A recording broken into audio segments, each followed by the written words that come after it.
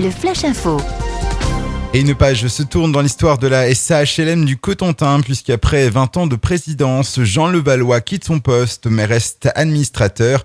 130 personnes ont participé à l'Assemblée Générale qui s'est déroulée jeudi matin à la Cité de la Mer de Cherbourg.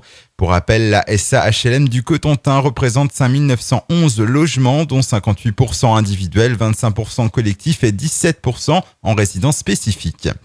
Économie, l'INSEE vient de mesurer au plan national les effets de la crise économique de 2008.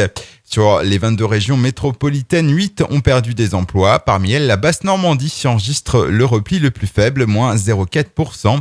Le bassin cherbourgeois accuse un recul de 3,7% sur la période 2006-2011. Encore de nombreux contrôles routiers ce week-end. 17 infractions ont été constatées pour 45 contrôles routiers, 14 contrôles d'alcoolémie à Cherbourg-Octeville, boulevard Mendès-France et à Tour-la-Ville au rond-point de Collignon. À noter une alcoolémie de 0,84 mg par litre relevée sur un homme de 67 ans demeurant à la glacerie. Son permis lui a été retiré immédiatement. Le conseil plénier de la communauté de communes de la Hague avant le départ en vacances s'est tenu vendredi après-midi. Il a été réservé notamment à la soumission au vote de l'organisation de la réforme des rythmes scolaires à la rentrée de septembre prochain, à la répartition des prélèvements au reversement du fonds de péréquation intercommunale et communale et aux subventions destinées au monde associatif. Et puis en foot, Cherbourg pourrait éviter la relégation en CFA2 à condition de retrouver l'équilibre financier.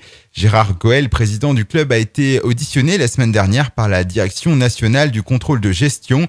Le gendarme financier de la Ligue de football professionnel lui a accordé un délai jusqu'au 9 juillet pour trouver une solution.